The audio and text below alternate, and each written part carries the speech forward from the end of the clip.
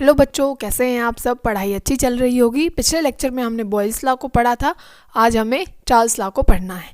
ठीक है, Boyle's law क्या कह रहा था, उसने ये वहाँ से हमने ये पढ़ लिया था कि P जो है डायरेक्टली प्रोपोर्शनल है किसके, 1/v के।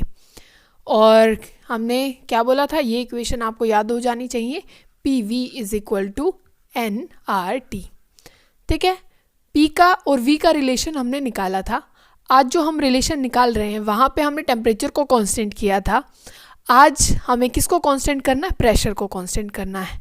किसको, प्रेशर को आज कर दीजिए कांस्टेंट। नंबर ऑफ मोल तो कांस्टेंट रखें, नंबर ऑफ मोल भी क्या होंगे, कांस्टेंट होंगे, क्योंकि ड्यूरिंग जो हम एक्सपेरिमेंट करेंगे जो गैस का मास है, जो नंबर ऑफ मोल है, वो क्या होने चाहिए, कांस्टेंट होने चाहिए। और आर तो गैस कांस्टेंट है ही। ठीक है ना। तो अब बच कौन गया, वॉल्यूम और टेम्परेचर। तो जो चार्ल्स लॉ है, ठीक है ना, जो चार्ल्स लॉ है वो किसके बीच में रिलेशन बताता है, volume is directly proportional to the temperature. ठीक है, चार्ल्स लॉ यही कहता है कि वॉल्यूम किसके डायरेक्टली है, टेम्परेचर के। इसका मतलब अगर आप वॉल्यूम को इंक्रीज करते हैं या आप टेम्परेचर को क्या है, अगर आप क्या करते हैं, टेम्परेचर को इंक्रीज करते हैं तो वॉल्यूम भी क्या है, इंक्रीज हो जाती है। इतनी बात समझ में आई। ये कैसे होता है, ये कहाँ पे देखा है आपने ऐसे, ये ऐसा होते हुए आपने कहाँ पे देखा है कि अगर टेम्परेचर बढ़ता है, जैसे कि बच्चों आप खुद का ही एग्जांपल ले लीजिए। गर्मियों में आप क्या है, बहुत फैल जाते हैं, भाई हट जाओ, दूर भाग जाओ, बहुत गर्मी है, बहुत गर्मी है। और सर्दियों में क्या है, आप किसी को दूर होने के लिए नहीं कहते कि दूर हो जाओ, नहीं कहते। तो वॉल्यूम जो है गर्मियों में सारी चीज़ें क्या हो जाती हैं, एक्सपेंड हो जाती हैं। तो वॉल्यूम क्या है गर्मियों में, तब टेम्परेचर ज़्यादा हो जाता है तो वॉल्यूम क्या होना शुरू हो जाती है, इंक्रीज होना स्टार्ट हो जाती है।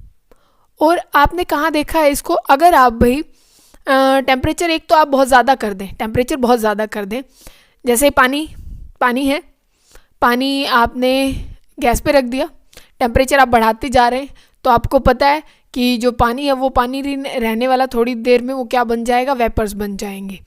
तो जो वॉल्यूम होती है, एक तो आपके पास इतनी वॉल्यूम थी, अब वेपर्स पूरे जितना भी आपका जो एरिया होगा उस किचन का वो सब में फैल जाएंगे, तो उसकी वॉल्यूम क्या है, बढ़ जाती है।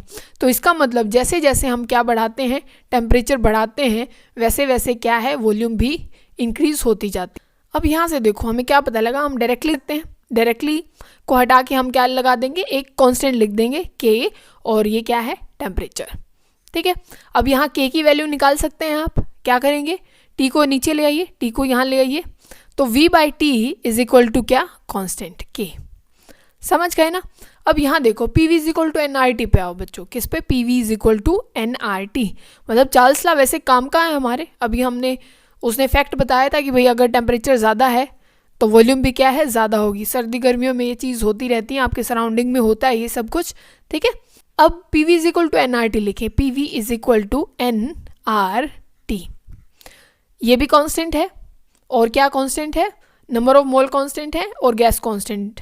ठीक है, तो आप क्या करें, प्रेशर को ले आइए इधर, प्रेशर को क्या है, यहाँ नीचे ले आइए।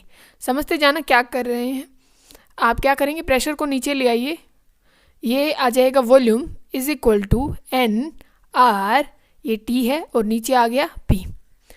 और इस टेम्परेचर को यहाँ ले जाइए, टेम्परेचर को इस साइड ले जाइए।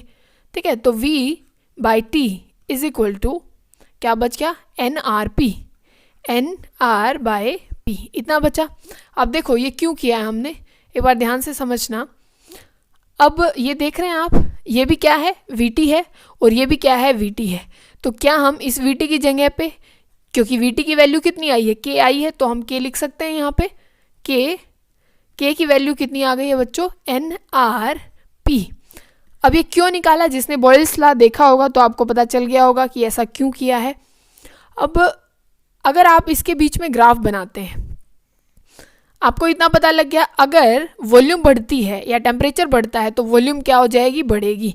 मतलब स्ट्रेट लाइन ग्राफ आएगा, टेम्परेचर बढ़ा तो वॉल्यूम भी बढ़ती जाएगी। इतना समझ में आया।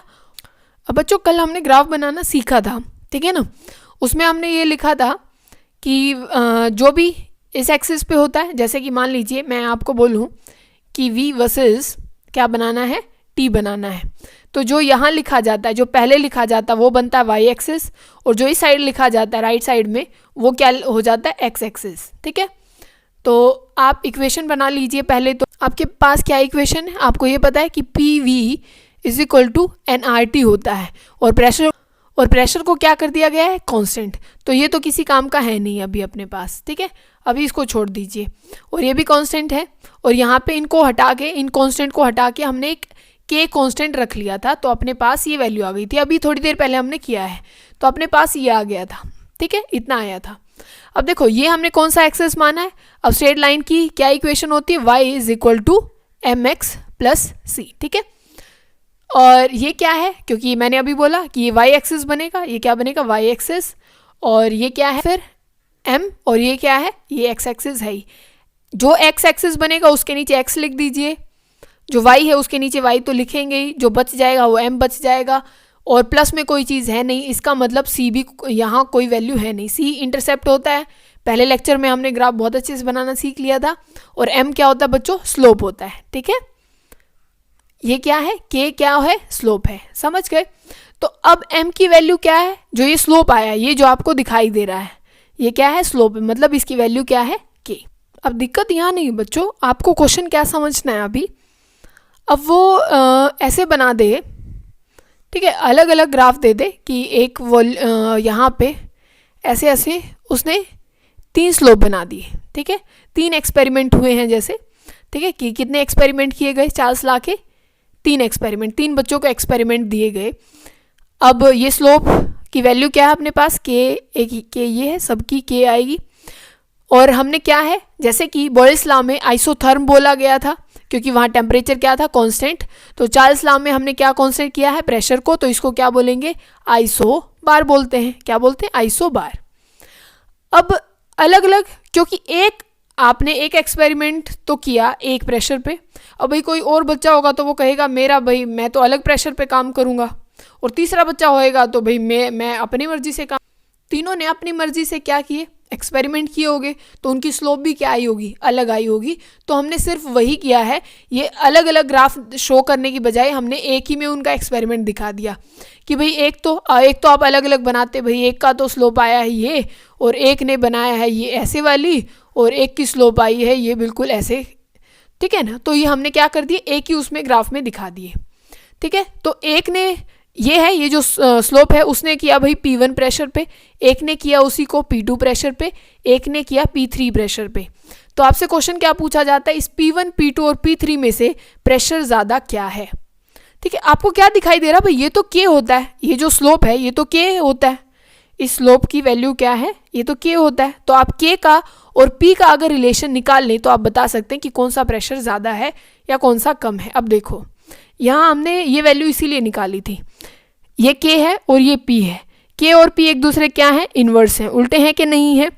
तो अगर K बढ़ता है, चार्ल्स लॉ में अगर K बढ़ता है तो प्रेशर क्या हो जाएगा, डिक्रीज। जैसे कि बॉयल्स लॉ में K बढ़ रहा था तो टेम्परेचर क्या हो रहा था, इंक्रीज हो रहा था। अब K बढ़ना और घटना वो कैसे होता है, K बढ़ता और घटता कैसे है, अगर स्लोप ज़्यादा होती है। स्लोप कैसे ज़्यादा बताई थी मैंने, अगर भाई एक तो बिल्कुल ढलान, एक तो बिल्कुल ऐसी हो स्लोप ये वाली, ठीक है ना, जितना ज़्यादा एंगल होता है उतना ज़्यादा स्लोप होता है। या फिर मैंने बोला कि एक बॉल गिरा के देख लो, जो बॉल जितनी जल्दी आएगी नीचे, जो बॉल जितनी जल्दी आएगी नीचे उसका उतना ही ज़्यादा स्लोप होता है। इसमें डालोगे तो धीरे धीरे धीरे मटकती मटकती आएगी, पर इसमें क्या है, सीधी नीचे गिर जाएगी, तो इसका मतलब इसका स्लोप ज़्यादा है, ठीक है। इससे क्या पता चल रहा है कि ये जो वाला है, ये जो P3 है, इसका स्लोप सबसे ज़्यादा है, सबसे ज़्यादा है। और अभी क्या पता लगा, अगर K बढ़ेगा तो P है, P जो है वो घट जाएगा, इसका मतलब जो प्रेशर P3 है वो सबसे कम है, P3 क्या है, सबसे कम है, और P1 क्या है, सबसे ज़्यादा, क्योंकि इसका जो स्लोप है वो क्या आया है, सबसे कम आया है, ठीक है ना। अब ये देख लो बच्चों, ये एप्लीकेशन है इसकी। अगर गर्म पानी में आप बलून को रखते हैं तो जैसे ही टेम्परेचर बढ़ता है तो वॉल्यूम भी क्या बढ़ जाती है, अगर इसी को ठंडे पानी में रख देंगे तो गुब्बारा ऐसा हो जाएगा, समझ गए ना। तो ये चार्ल्स लॉ यही तो बोल रहा था अभी कि V क्या है, डायरेक्टली प्रोपोर्शनल है किसके, टेम्परेचर के। अगर टेम्परेचर बढ़ेगी तो वॉल्यूम भी बढ़ेगी, यही काम यहाँ पे हो रहा है। बॉइलिंग वाटर में रखा तो ये फूल गया है।